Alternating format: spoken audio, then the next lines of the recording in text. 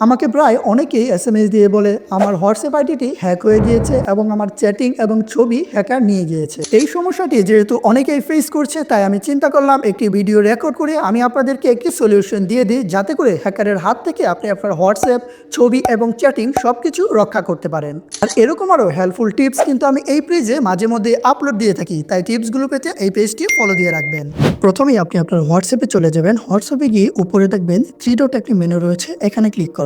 Click করার পর সেটিংসে ক্লিক করবেন এবং উপরে অ্যাকাউন্ট লেখা রয়েছে, এখানে ক্লিক করবেন।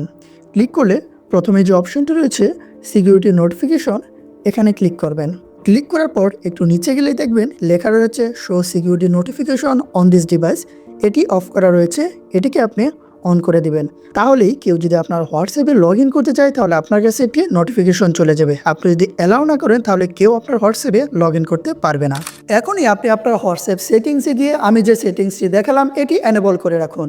আর আপনি যদি সাইবার সিকিউরিটি এক্সপার্ট হতে চান, তাহলে জয়েন করে ফেলুন এমএসবি একাডেমির certified ethical hacking master class এই কোর্সটিতে। এই কোর্স একবার জয়েন করলেই পাবেন লাইফ টাইমের জন্য কোর্সের অ্যাক্সেস এবং ফেসবুক হ্যাকিং কমিউনিটির অ্যাক্সেস, যেখানে হ্যাকিং নিয়ে বিভিন্ন টিপস এবং ট্রিক্স প্রতিনিয়তই শেয়ার করা হয়।